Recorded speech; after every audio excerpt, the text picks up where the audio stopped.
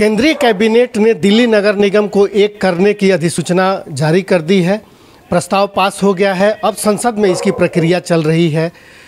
तीनों नगर निगमों को एक साथ करने को लेकर के पूरी दिल्ली में ज़बरदस्त चर्चा है।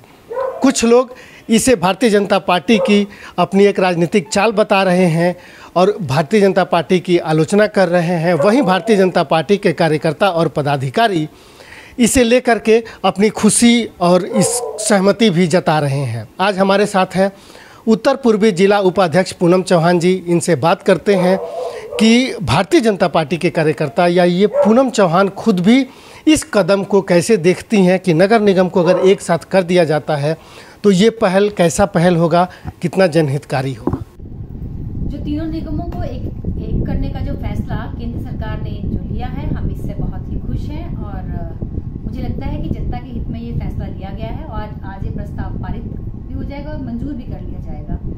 तो जिस तरह से केजरीवाल सरकार 7 सालों से दिल्ली की जनता के साथ खिलवाड़ कर रही है, दिल्ली की जनता के विकास के कार्यों को अवरुद्ध कर रही है, ये एक बहुत बड़ा फैसला केंद्र सरकार ने, मोदी जी की सरकार ने जनता के हित में लिया है।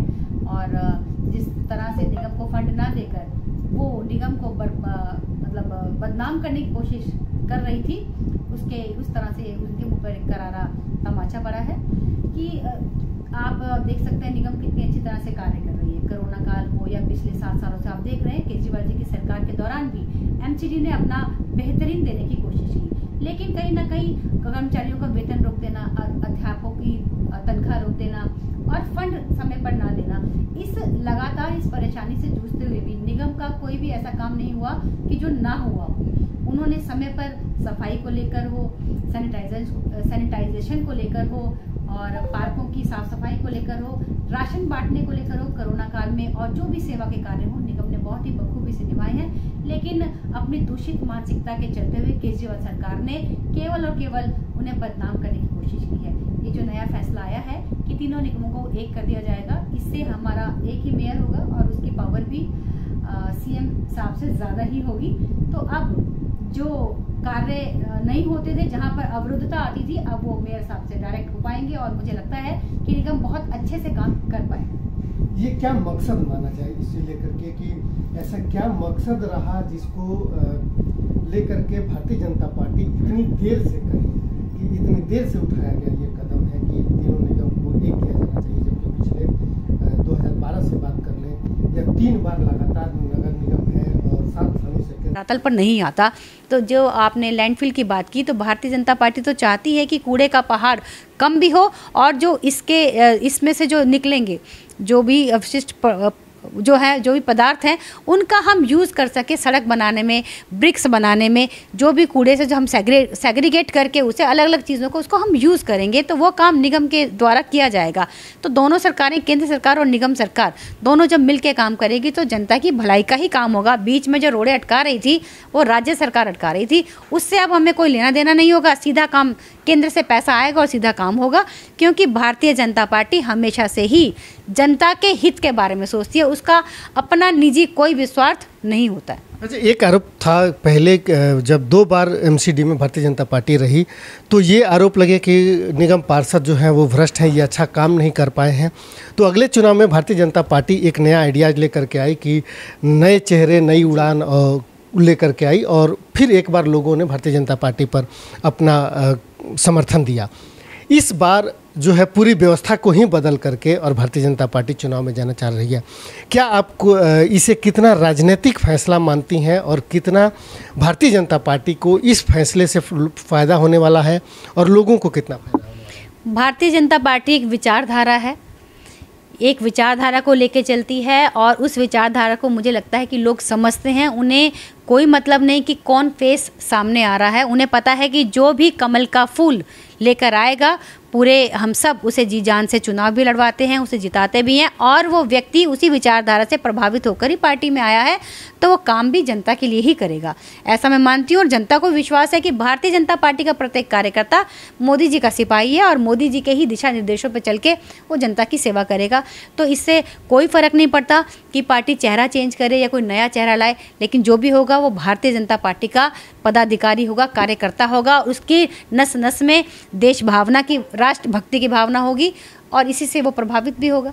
अच्छा, इस पूरे प्रकरण में जब निगम को एक करने की जब बात चल रही है, जो भ्रष्टाचार का आरोप है नगर निगम पर, उस भ्रष्टाचार को खत्म करने का निगम को तो एक करने की बात हो रही है, व्यवस्था परिवर्तन की तो बात हो रही है, लेकिन भ्रष्टाचार को खत्म करने को लेकर के कोई नए आइडियाज़, किसी और व्यवस्था को लेकर के चर्चा नहीं है। आप लोगों के मन में है कहीं, या आपने बाकी जो अपने पार्टी पदाधिकारियों और लोगों से बात कर रहे हैं, आप लोगों को लग रहा है कि कोई ये जो बदलाव है, इस बदलाव के साथ एक ऐसी व्यवस्था भी आएगी जिसमें भ्रष्टाचार की गुंजाइश कम से कमतर होगी? बिल्कुल बिल्कुल ऐसी व्यवस्था आएगी, क्योंकि सब कुछ ट्रांसपेरेंट हो जाएगा। और पदाधिकारी, मैं इस पर नहीं जवाब कहा, तो जिस तरह से पूरी व्यवस्था को ही चेंज कर दिया जाएगा तो उसके लिए भी प्रावधान होगा।